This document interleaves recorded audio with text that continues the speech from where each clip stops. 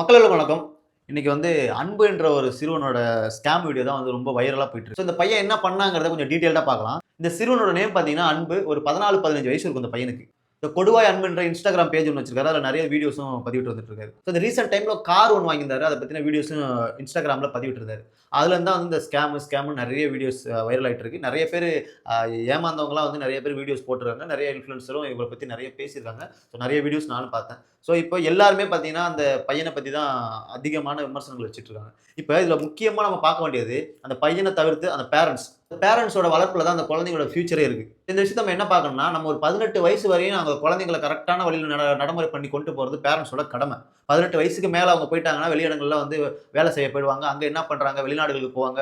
வெளியூர், வெளி மாநிலங்கள் இந்த மாரி இடங்கள்ல போய் வேலை செய்வாங்க. அங்க நெறைய நண்பர்கள் சேர்ந்து வேலை செய்வாங்க. அந்த இடத்துல ஏதோ தவறுதலா ஏதோ நடந்தா நம்ம பெற்றோர்கள் கண்காணிக்க முடியாது. ஆனா ஒரு 18 வயசு கீழ உள்ள ஒரு சிறுவன், தன் வீட்ல இருந்து வளரக்கூடிய ஒரு சிறுவன், பேரன்ட்ஸோட கண்ட்ரோல்ல தான் வளரணும். அந்த குழந்தைங்களோட வளர்ச்சி, அந்த குழந்தைங்களோட ஃபியூச்சர் பேரன்ட்ஸோட வளர்ப்புல தான் இருக்கு. இதுல முக்கியமான விஷயம் என்னன்னா, அந்த பையனுக்கு ஒரு 14, 15 வயசு இருக்கும். ஸ்கேம் பண்ற அளவுக்கு அந்த பையனுக்கு அந்த அளவுக்கு விவரமும் கிடையாது. இது பின்னாடி யார் இருக்காங்க பார்த்தீங்கன்னா, பிரதர்ஸ் 2 பேர் இருக்காங்க போல இருக்கு.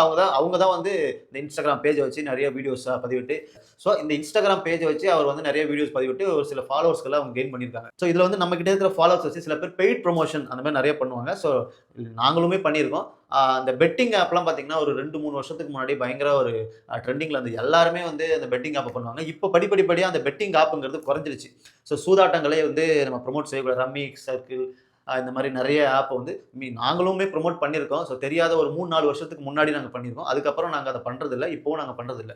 அதெல்லாம் நாங்க கம்ப்ளீட்லா நிறுத்திட்டோம். எங்களோட வீடியோஸ நீங்க சர்ச் பண்ணி பார்த்தாலும் தெரியும். எதுலயுமே நாங்க பெட்டிங் பத்தி ப்ரமோட் பண்ணியிருக்க மாட்டோம். இதுக்கு முன்னாடி பண்ணோம். இப்ப பண்றதில்ல. ஏன்னா அது மூலியமா நெறைய பேர் ஆ பாதிக்கப்படுறாங்கங்கிறனால அத நாங்க நிறுத்திட்டோம். இந்த பையன் பார்த்தீங்கன்னா, ஒரு பெட்டிங் ஒரு கேமிங் ஆப்ப ப்ரமோட் பண்ணியிருக்காரு.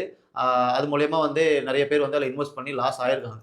இத தவிர்த்து சில பேர்கிட்ட எனக்கு கொஞ்சம் எனக்கு பர்சனல் இஷ்யூஸ் இருக்கு. எனக்கு கொஞ்சம் காசு தேவைப்படுது. எனக்கு மெடிக்கல் எமர்ஜென்சி அப்படிங்கிற மாரி ரூ. 1000 ரூ. 2000 சில பேர் அதாவது இவங்களுடைய ஃபாலோவர்ஸ் இருக்காங்கல்ல, இவங்களுக்கு நம்ம வீடியோஸ் நல்லா இருக்கும் அப்படின்னு சொல்லிட்டு எங்களுக்குமே நெறைய கமெண்ட்ஸ், டிஎம்ல நெறைய பேர் மெசேஜ் பண்ணுவாங்க. உங்க வீடியோஸ் நல்லா இருக்கும் அப்படின்னு சொல்லிட்டு. இந்த மாரி வர ஃபாலோவர்ஸ் எல்லாம் இவரு யூஸ் பண்ணி ஒரு சிலர்ட்ட சின்ன சின்ன அமௌண்ட் 1000, 500, 2000 எனக்கு ஒரு சின்ன எமர்ஜென்சி அப்படிங்கிற மாரி சில பேர் கிட்ட இவர் காசு வாங்கியிருக்காரு. அவங்களும் ஒரு ஒரு அன்புல போட்டுறாங்க. அந்த பையன் நல்லா பண்றான். எங்க வீடியோஸ்லாம் நான் பார்த்து ரசிச்சிருக்கேன்.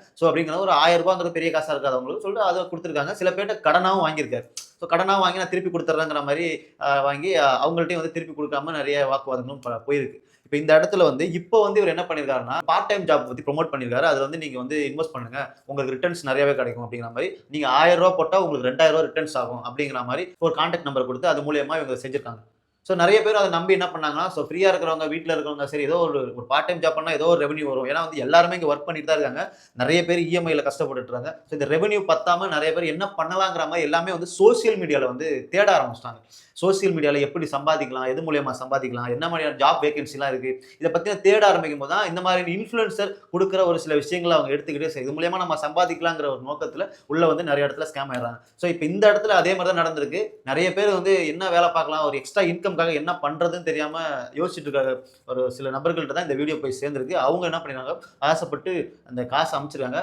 திரும்ப ரிட்டர்ன்ஸ் வரலன்னு கேட்கும்போது இந்த பையன் என்ன பண்ணியிருக்கான்னா, இல்ல இந்த அமௌண்ட் லாஸ் ஆயிடுச்சு.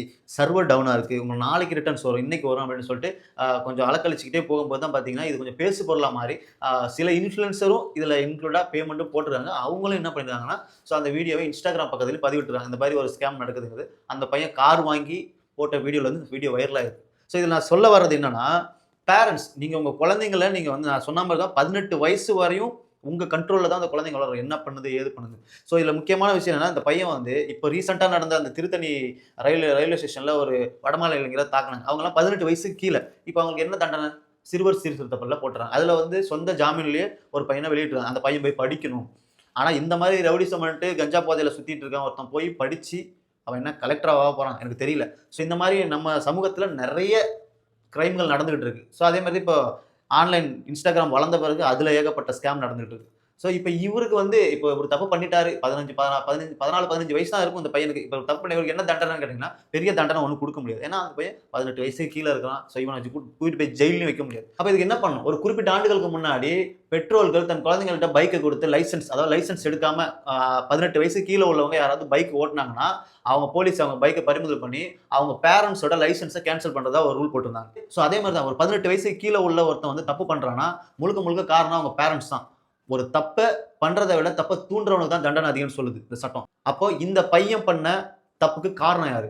பின்னாடி இருந்து அந்த பையனோட இன்ஃப்ளூயன்ஸ வச்சு யூஸ் பண்ணி ஸ்கேம் பண்ணிடலாம் அப்படின்னு நினைச்சு இந்த பிளான பண்ணது யாரு? அப்ப கூட இருந்த அந்த அவருடைய பிரதர்ஸ் தான். இந்த ஸ்கேம்க்கான முழுக்க முழுக்க காரணம் அவங்க பின்னாடி இருந்த அந்த கேமராமேன், அதாவது அவங்க பிரதர்ஸ் தான் காரணம்.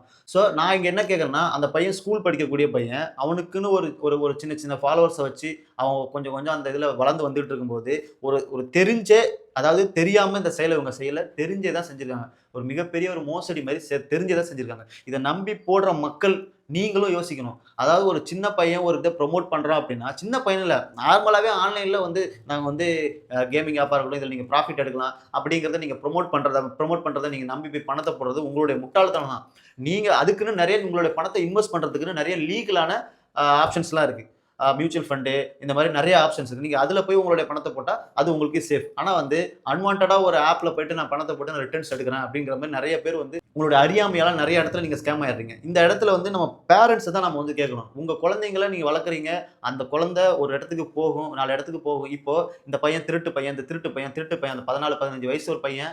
இவன் எங்கேயும் போய் திருடல, கஞ்சா அடிக்கல, ஊர் சுத்தல, இது பண்ணல. ஆனா அவங்க கூட இருந்த அவங்களுடைய பிரதர்ஸ் சேர்ந்து இந்த பையன வந்து ரொம்ப மோசமான ஒரு நிலையில தள்ளப்பட்டுருக்காங்க. இப்போ இந்த பேரண்ட்ஸ் தான் இத நீங்க வந்து ரொம்ப நீங்க கவனிக்கணும். இப்ப அந்த பையனோட ஃபியூச்சர் என்ன ஆகுது? 4 இடத்துல போனா அந்த பையன் இவன் தான்டா திருட்டு பையன். இதோ வரான் பாரா திருட்டு பையன். இவன் தான்டா திருட்டு பையன். திருடுனான்டா அப்படிங்கிற மாரி போற எல்லா இடத்துலயுமே அந்த அந்த சின்ன பையன வந்து எல்லா இடத்துலயுமே அவன பேசி பேசி காயப்படுத்தி அதனோட வலி எப்படி இருக்கும் தெரியுமா? ஸோ திரும்ப அதே அந்த பையன திரும்ப நீங்க வீடியோஸ் பேசி போட வைக்கிறீங்க. நான் வந்து ஸ்கேம் பண்ணல. அந்த பையன் பண்ண விஷயம் அவனுக்கே தெரியல. திரும்ப இங்க பிகைன்ல இருந்து சொல்லிக் குடுக்குறான். இத பேசு அப்படின்னு. நான் அது ஸ்கேம் பண்ணல.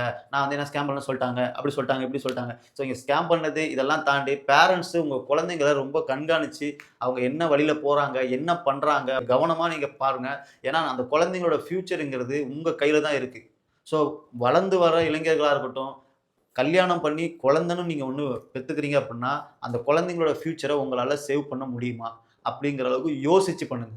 ஏதோ நம்ம கல்யாணம் பண்ணோம், நம்ம குழந்தைய பெத்தோம், நம்ம அங்க அலைய விட்டோம், இங்க அலைய விட்டோம், தறுதலையா சுத்திட்டு இருக்கிறதுக்காக தயவு செய்து அந்த குழந்தையோட ஃபியூச்சர நீங்க கெடுத்துறாதீங்க. முழுக்க முழுக்க காரணம் இந்த ஸ்கேமோட முழுக்க முழுக்க காரணம் அந்த பிகைன்ல இருந்த அந்த அவங்களுடைய பிரதர்ஸ் அண்ட் அவங்க ஃபேமிலி.